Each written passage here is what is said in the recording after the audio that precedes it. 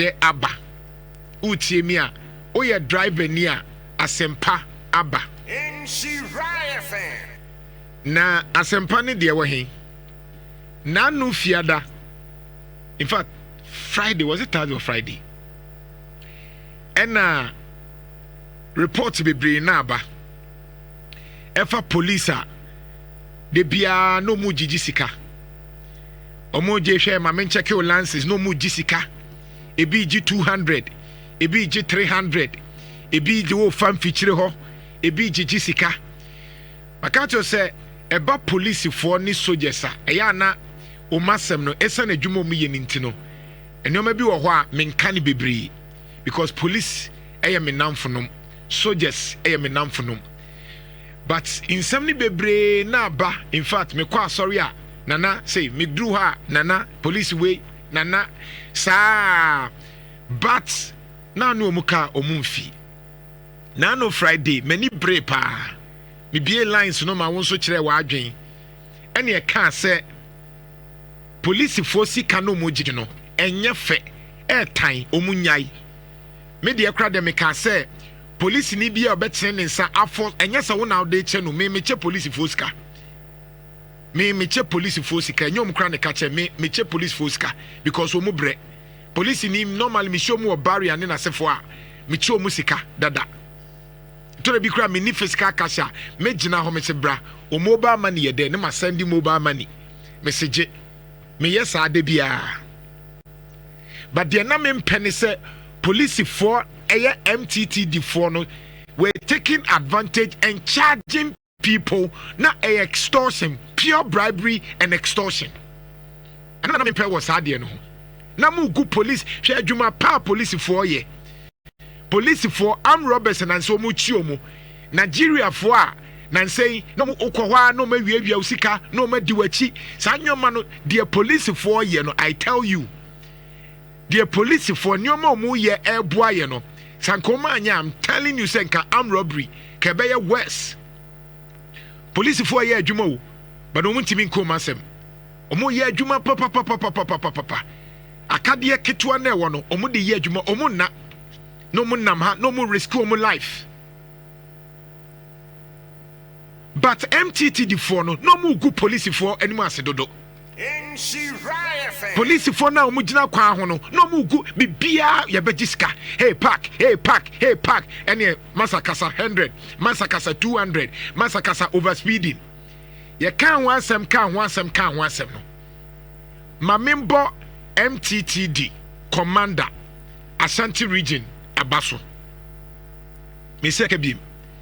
Mamimbo MTTD, Commander, Ashanti Region. Na baso urabuadi asem ne ba ye no every day ofre me hana osinana ade ne ha me wona yo ofre me nana we he nana de na ekoso nana bra me kra na menya atamo emma ono de bia ono na frɛ me minya time friend but ono ne frɛ me and he's so humble and I like that about him. MTTD Urabuadi oye commander Ashanti region nyame nhyira time bia etore bia nwumre nana we nana oye busy nana omfa ha because opese o solve minya nhia no mpo but edi nkomo enra anwumre ena police mpanyifo omasa de secular aba bontene etimpacho driver ni tie me police for empanyifo ede emra naba first emra ne sesen kofi yemfantume bra Facebook ye de ato radio guest results on some catch say ye kekema eyawuntia they say drivers muntie police for no ye de emra bia ba kind courtesy the boss himself MTTD police commander Ashanti region Rabuadi nyame nhyira wa taking action wa remind police for mu Ashanti region enti ye wie pe na driver ni bi hu ena no pay se poli o de mayenkan wi ansa na yaka de bese ka kofi police for say nana nanu a yebubo mu ya police for akasa na ohwe Ashanti region divisions ni units ni nyina nkankan MTTD for no nyina no wo mu the wireless message akọ de amomo nana de kani or say following message from or say following message from the okay or say it's copied for your or say ing pool or any more terms or say it's copied for your info and necessary action so when in national order national ntinana waka o ma say release kai mo say it was a reference to suspension of highway motor checks. The police administration has observed with grave concern that despite the numerous circulars from the headquarters reminding personnel on the ban on motor checks, especially on highways, the practice still persists. Nana, yedibesi I was say, or kai womu say, or kai police for no entimpacho driver near me say the insurance from the multimedia management against sa extortion police for nanopa faulances sebra pack 100 cities 200 no police for etie ateki action kind courtesy the MTTD commander Ashanti with Rob Wedi Nhyira no or the sa order we aba one or say nana or say or kai wo mo say empanimfo police asoye kese a ewo mamu no e de ebaye say wo mo enyai road checks na wo mo ye wo highways no so no wo mo nyai ntisi ya gina wo ye je wo license me hwe wo license me hwe wo paper we no e wo highway no bedura na ye gina wo no na o se police asoye kese ne de baye say omunyai na no wo kire say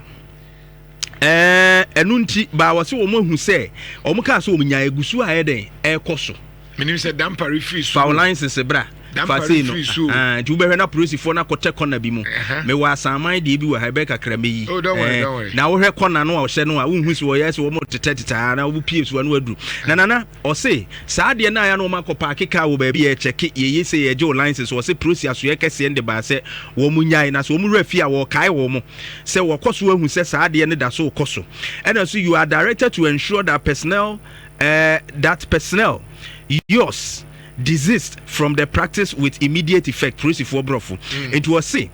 womo ehye won se omuma womo apresifo ewo mo nti commanders ni ye de mo mu so omo apresifo ehye omo ase no omo nhwe so ombe jai sa de no animu ya tentem ya immediately sisi e ombe jai animu ya e kire se anope police ni bia ntimi nji usika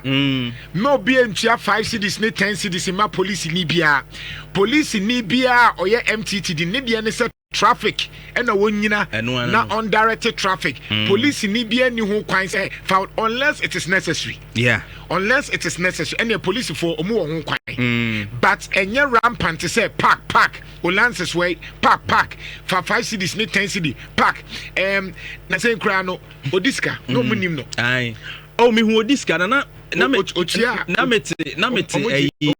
efijase for the bi mu trotrum timi hu odiska na yo ma twena ko gina nche wa mi say ayi wono ye frɛ ho sim kentin kro no ayi sa ID college on side na ya chi odisika gina ho me pese me tweme se me dem ka na nam de anka me gina ko se bia se no ye investigation na so o sheda ko to mu hwade ai odisika na won say investigation so ma sheda so omo jinkro omo salai omo jinkro for inti tese na de wo kan on say license check no any ade no so mbe ya ombetumi aye no when necessary because ebia no obi careless driving bi oye bi na ade e kire se nipa no kwan ofa so twishen no bi a emfa ne kwam ho na bebi sanse na wo license we enwu se ade a wo ye no driver ni papa a wo nye de wo ye no wa biti traffic e bi a wa ye overload wo hu de meche no e bi also a car no ye se emfa nipa dodo se wa fa abro so eno de wo behwe ne license enwu se wo driver ni wo driver ni de so wo hu se wo emfa nipa amro so exactly e bi a wa load no ma wo car ne so no ma eye road traffic flout bi a no betumi abisa one would make you but dia say wo ka bia duru am license ka bia duru am license aden ya wo check no na wo say enya adwuma bi e free na continue ka to say ena no police ni bia ni ho kwan sa na order na ba say bejina ho ne fa 5 cities ne 10 cities ne highway ye check ho ahwan ne de no there be when necessary. Right now there a pure traffic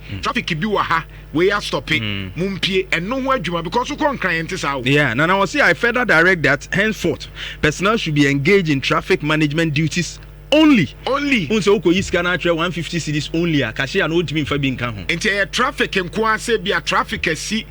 wo bom so traffic asi wo buadi traffic asi wo adum traffic eno na wo adwuma wo ho na ye no se wo madwuma no enya finance se bra na fa sika bra eni kwa so otua criminal ye wi a maka kire MTTD commander ma sene bo se mebo ne pa because the wire ama me no mani so yeah the wire ama me no any multimedia no yeah ye ni so na ebe so da akoda na se wire ade eye sumpa on so obi sumpa ese ye bo na ba so official ebe so da akoda na se so wire adwuma pa bo ade she because Ghana fu osu an omu osu Ashanti region fa no wetie and we believe that other commanders in various regions no so be sua exactly now we this because we will see a free headquarters and I don't believe it's coming to Ashanti region alone so the other areas and what kind interesting thing be wa or see in the same vein personnel detailed for any uniform duty should not wear reflective jackets, raincoats. Oh, say I know they are kato mudino. And no numbers no so. But your brother you almost say anopa. Yen shall reflector anopa ni area. Na ya name mo wankara. And for muntie police fui any drivers police ni bia or shall reflector no ojina wa menjina. Area anopa ni area there be. Police ni bia or shall reflector anopa area no ojina wa twem. If we say onye police ni was it during sunny period to ensure their ranks and names are clearly visible. I was a police ni jina wa uhu ni din your friend is COP na Jantuah na ewa ha na nipa ni hu so your police I salute say what was that attention that is it o say emra no so say anopa ewia yesha reflector enumre yes any ahomache say be ya wugina sumu a o light no cross we be reflect nemo mabo 6 7 na enimu atete no anopa tututu oh ahomache de obetimi ahye nemo 6 anopa awia no apie no on share reflector we ma wudin ne mra because obetimi aye bibi drivers muntie o emra na de ye adwuma police ni gina wo awia no share reflector atwam menyina ka kire ni say Majina me pese me hu se we police ni because obi abetimi ahye why no reflector ti ma me hu din sure because naturally no police ni bia ejina obi no should mention his name driver jina your friend na Jantuah COP wana ASP me was central command sure your friend was saying I don't know over speed will lance his way normally police for ni jina mu mbo mu din and a din so no masa akata so yes see etiamra na ade we akai me bibi and I will plead to IGP any police commanders na aka no nana ade ba ko ne say obi a ofin say oye good service to the country na enye boni no wodi no ana wadwuma wo yi sese wo ye adwuma wo obi pie ha zando bewura ha de phone besi wo so eye video na wo bo na wanya ne hwe se adwuma pa na wo ye enti nana police fo no aya na ebi wo mu di bone ohu wo pe evidence dia kire se ade a oye ne nyede enye no ebi a wo te passenger car mu wo se the way a police ni no treat driver no enye fair you are gathering evidence no mutimi ba ebe ka se hwan to privacy sa amra no right hwan to privacy enti evidence na nipa no a otika animu bi epe no o se fa phone ni bra no akogye ni phone no abu no no obu nipa na gye ni phone a clear evidence no and mesre say omma that instruction emra enokra be control police phone behavior say henceforth wo ya dwuma wo ya public officer na wo ya public officer wo ya public service no obi a betumi ateki any thing of your service at a time